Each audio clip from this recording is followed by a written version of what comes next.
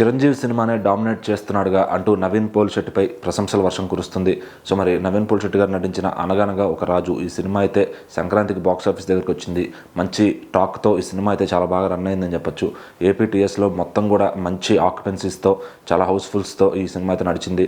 So మరి చిరంజీవి గారి cinema hit అయ్యి జనం అంతా దానికి వెళ్తున్నా కూడా మళ్ళీ రెండో ఆప్షన్గా ఈ సినిమానే పెట్టుకున్నారనమాట. సో మరి ఇక్కడ దాదాపు 4 డేస్లోనే ఈ సినిమా బ్రేక్ ఈవెన్ అయిపోయింది అండ్ 100 కోట్ల గ్రాస్గా వచ్చినట్టు కూడా నిర్మాతలు చూపిస్తున్నారనమాట. సో మరి ఈ సినిమా ఇంత సక్సెస్ అవుతున్నప్పుడు ఈ సినిమా ఖాతాలో ఇంకో రికార్డు కూడా పడింది, అదే ఓవర్సీస్లో. సో మన సండే పూట ఓవర్సీస్లో అయితే చిరంజీవి గారి సినిమాకి 560 థియేటర్లలో $228K వస్తే, సో మరి ఈ సినిమాకి మాత్రం 500 థియేటర్లతో $200K వచ్చాయి.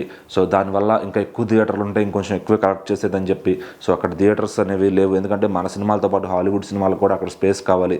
సో మరి ఖచ్చితంగా మన సినిమాలు ఈ రకంగా డామినేట్ చేస్తున్నాయి నార్త్ అమెరికాలో. సో మరి అక్కడ నవీన్ పోల్శెట్టి గారు సండే పూట ఈ మార్క్ క్రియేట్ చేసుకోవడం, సో మరి ఇంకా ఇంకొంచెం ఎక్కువ థియేటర్స్ వచ్చుంటే ఇంకొంచెం మంచి నెంబర్స్ వచ్చేవి అని చెప్పి చాలామంది అయితే మాట్లాడుకుంటున్నారు అనమాట. సో మరి చిరంజీవి గారి సినిమాని డామినేట్ చేస్తున్నారు అని చెప్పి ఒక రివ్యూస్ అయితే నడుస్తూ ఉన్నాయి. సో ఏదేమైనా కానీ చిరంజీవి గారు ఆల్రెడీ 3 మిలియన్ దాటేసి ఇంకా 4 మిలియన్ వైపు పరుగులు పెడుతున్నారు. సో మరి ఈ సినిమా కూడా ఆల్రెడీ 1 మిలియన్కి దగ్గరలో ఉందన్నమాట. ఇది నవీన్ పోల్శెట్టి గారికి వరుసగా 1 మిలియన్ అనుకోవచ్చు. సో మరి ఒక క్యారెక్టర్ ఆర్టిస్ట్గా వస్తూ అలా చిన్నగా హీరోగా మొదలుపెట్టి సో ఈరోజు వరుసగా 1 మిలియన్ కొడుతున్నాడు అంటే మరి ఈయన రేంజ్ ఏంటని అర్థం చేసుకోవచ్చు. సో మరి కష్టపడి పైకి వస్తే ఎవరన్నా టాలెంట్ ఉంటే ఖచ్చితంగా పైకి వస్తారనడానికి ఈయన కూడా ఉదాహరణ అనమాట.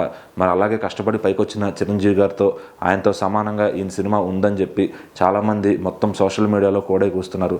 సో మరి ఏదేమైనా కానీ చిరంజీవి గారి స్థాయికి వెళ్ళాలంటే ఇంకా చాలా కష్టపడాలి. ఇంకా చాలా అంటే ఒక 3 సినిమాలు 4 సినిమాలతో అయ్యే పని కాదు. సో మరి చిరంజీవి గారు ఈరోజు 158 సినిమాలకు వచ్చారు అంటే అది మామూలు విషయం కాదనమాట. ఏదేమైనా ఇలా చాలామంది చిరంజీవి గారితో ఈయన్ని పోల్చడం, ఈయన కూడా హ్యాపీగా ఉందని ఎన్నో ప్రెస్ మీట్స్లో సక్సెస్ మీట్స్లో కూడా ఈయన చెప్తున్నారు. సో మరి నవీన్ పోల్శెట్టి గారు ఈ పరంగా అంటే సండే పరంగా నార్త్ అమెరికా బాక్స్ ఆఫీస్ దగ్గర చిరంజీవి గారిని దాటేశారనమాట.